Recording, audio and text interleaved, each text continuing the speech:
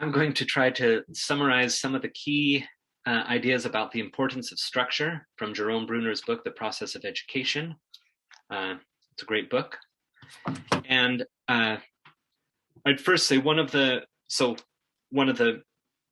big ideas about the importance of structure for Jerome Bruner is just the importance of structure.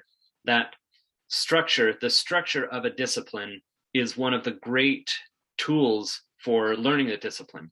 And having a good idea for that structure and what are the key ideas, what are the big ideas of that discipline that can give us the most mileage, give the most mileage to learners, really takes the people who are have the best handle on that discipline, who have the most advanced understanding, have the best overall picture of that field. So one of the starting points for this book is that the people with the most advanced understanding, professors and graduate students, they've been secluded and not really communicating with curriculum developers or what is being taught in elementary and secondary school, or even undergraduate levels. So we have this advanced understanding, this robust, really good understanding of the whole field and what the big ideas are that animate that field, that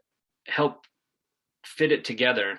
We have people who have that big picture, but that understanding is not being carried down to the earlier ages of students. And so what he's saying is, what his big argument is, we need to have that understanding. We don't have to have our elementary age students be able to articulate the understanding of these advanced professors and graduate students, but we need to communicate those big ideas that they have that are going to help the early learners fit together and connect their learning in that field in a consistent way. So one of his big claims is we need the best minds, we need the best understanding of a field to communicate with how we're teaching that field at all levels. And part of that is, if we do that, if we communicate those big ideas at the earlier ages, that can carry a lot of the instructional burden, a lot of the educational burden for students, that can help them as they encounter new phenomena, as they encounter new problems, that if they have these big ideas, they have this structure, that helps them, that makes their learning more economical. So here's what I take to be some of the key features of structure for Bruner when used appropriately, as he's advocating. And what I'll do is I'll walk through these key features, and then I'll contrast them with what would be contradictory approaches to each of those terms. So here are the terms: accurate structure, attuned to learning abilities of students, intellectually honest and useful. If we have all that, that is going to really help and economize our educational instructional efforts. So accurate structure, attuned to learning abilities of students, intellectually honest and useful. So we can contrast accurate structure with inaccurate structure. So if we're teaching students, and this seems to be one of his concerns about professors and graduate students being secluded from everyone else, that we don't have an accurate structure. So we're working with an inaccurate structure. As students progress, it's that understanding is obsolete, the structure is obsolete, they need to throw it out or significantly revise it, or they just don't have a model that's going to continue to carry them. So an inaccurate structure is a structure that won't carry them through to the end of their learning in that field. The next term, structure, of course, this is the key term, structure. So inaccurate structure, if we have no structure, what happens? So an example of what that might look like would be if I'm teaching chemistry and I'm not approaching it with the structure of chemistry in general, I'm just approaching it as disparate facts. So for example, I might say, okay, to learn chemistry is just to learn a whole lot of chemical symbols. So let's start with H2O. That is a chemical symbol for water. I'm not going to get into what the H or the O means. Let's just memorize H2O. Next, salt is NaCl.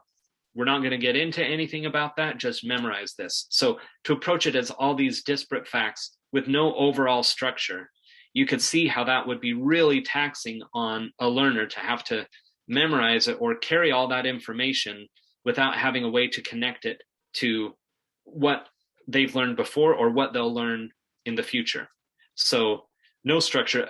Another example I think of is Mr. Miyagi's approach to teaching Daniel in The Karate Kid is he says, okay, we're going to wax the cars, we're going to sand the floors, and Daniel has no context for these, has no image, he has no structure to make sense of what he's doing. It's just these random isolated activities.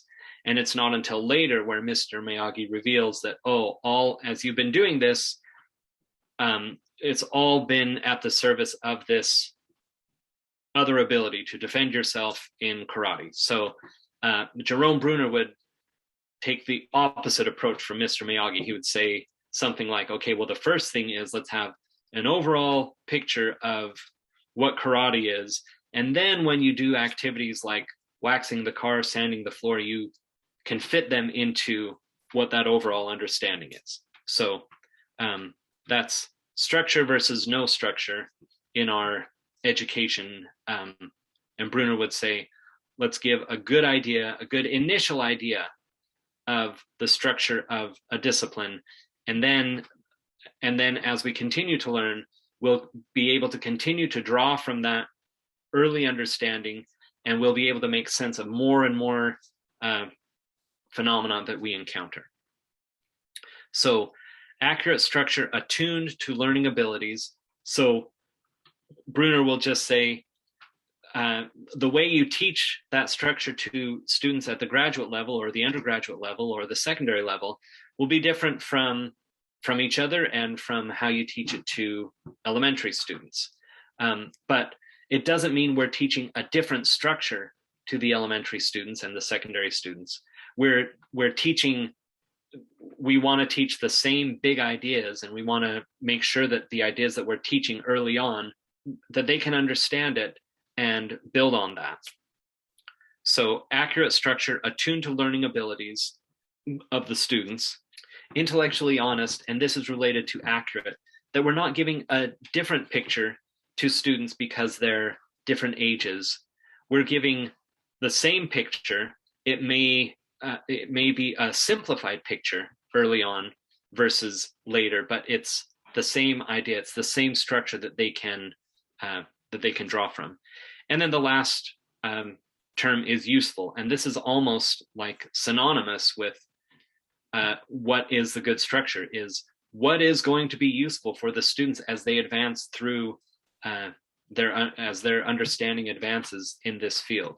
What is useful is what helps them make sense of new phenomena in an accurate way. What is useful is they can draw from what they've learned earlier, and they can be more intelligently approach phenomena later. So the structure is useful in that sense. So accurate structure attuned to the learning abilities of students, intellectually honest and useful.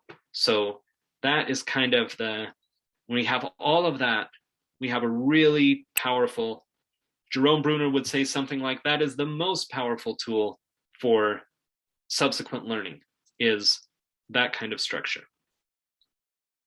A lot of the burden of instruction and education can be carried by that structure, which is why it's so important to have the people who have the best idea, the best understanding of an overall field to communicate with how we're teaching that to younger ages.